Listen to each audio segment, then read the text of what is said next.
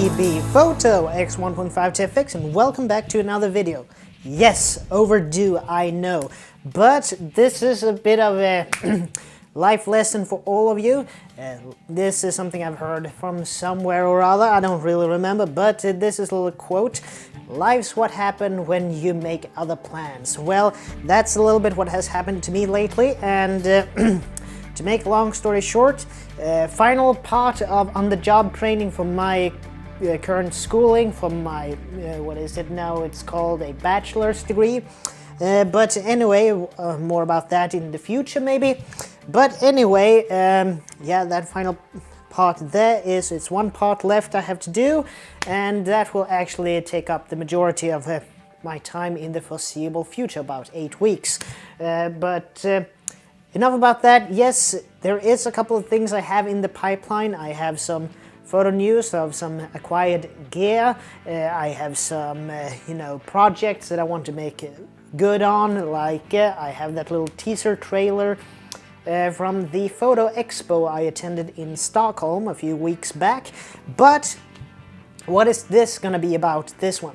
Well, the title of this video is gonna be drum roll please, or whatever, just yeah, there we go, just do it. Well, getting lucky with Lucky. Well, this one is, unfortunately empty, but anyway, this little Chinese made, licensed copy, I believe it is, of Kodak T-Max 100. This black and white budget-friendly film. I have been shooting a couple of rolls of this now, and well, sometimes you get lucky, pun intended. There is this place a couple of miles south of where I live, what is it called? Yeah, anyway, where cranes usually flock during the springtime, and it is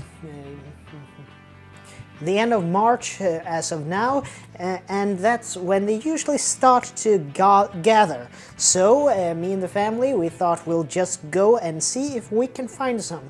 It's near the area of Älvkarleby where I have been before, and if you look in my video flow, you can actually see a little bit of a photo trip I did in Älvkarleby last summer. But anyway, what I'm gonna show you now is that I got really lucky, and now I got unlucky because I've not turned sound off on my phone, but that's it now. Anyway, what I managed to do was that, there we go, I thought I need to bring some camera gear to do this, and the safe bet would have been to take the D7200 and just playing it safe. But I thought that no, if we find cranes and so on, you can really get close up on them because they're not very people shy. They're used to people being around them, bird watchers and so on. So I thought, how about I bring my newest camera acquisition, the F80. So I brought this camera. It was already loaded with the Lucky 100 ISO film, but I thought that a 35 to 135, 3.5 to 4.5, this is a little bit too, I can't zoom in long and, enough to get the birds in that aspect. So, Lucky film, and I needed to, so I reached into my little cabinet with lenses and I brought out this one, which I bought at a flea market about a year ago.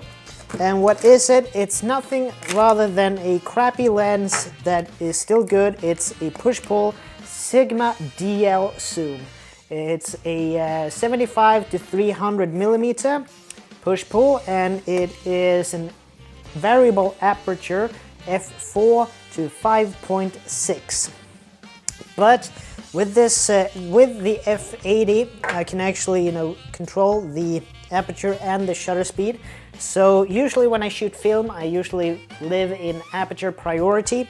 So I put it on aperture priority and I put it on 5.6, which is the largest depth of field that this lens goes to. So usually, this is a tip from me at least, when I have a lens, a zoom lens that has a variable aperture, I put it on the highest number that it will go into, so that in that case it doesn't matter if I am on the short or the far end of the zoom range, the aperture will stay the same. So for me, this is this in essence I treat it as a constant f/5.6. But anyway,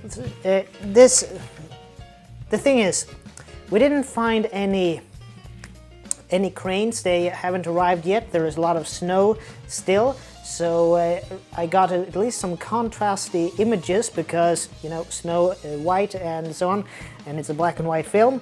But my dad was driving, I was sitting in the back seat looking out the passenger window, and finally I just stop!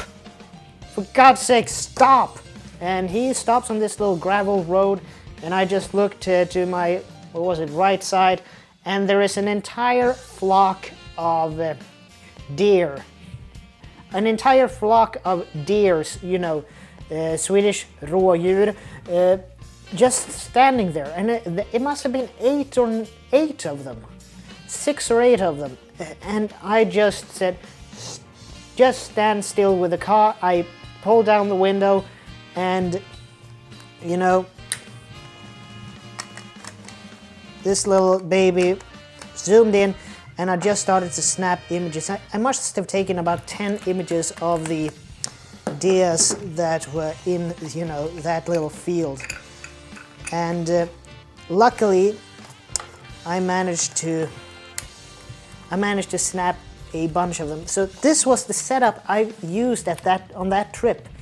A, you know, push-pull 75 to 300 Sigma lens. I mean, this one. I mean, this is kind of a cheap setup, but it worked. I mean, this thing made me able to zoom in and really grab some really interesting images of those, you know, animals. And yeah, just for, and it's too dark in here. But anyway, this actually made me take some really cool wildlife photos, and I think we're just gonna, you know, cut to some B-roll of that, like so. So yeah, just having those deers standing right in front of the car, or just a couple of tens of meters away, it was incredible. So getting lucky with lucky indeed. So anyway, I've now tested out the F80 and Lucky film, a couple of rolls of it. So why don't do a little bit of a double overview of it. And I don't think this is going to be that in-depth because with this camera you really need the manual, I have noticed. So I have the manual on a PDF file because on the dial here, when you go to the custom settings, you can, you know, really customize a lot in this camera. So as a camera for everyday shooting or even some pro level stuff when it comes to 35 film, this is a brilliant value for the money. The F80.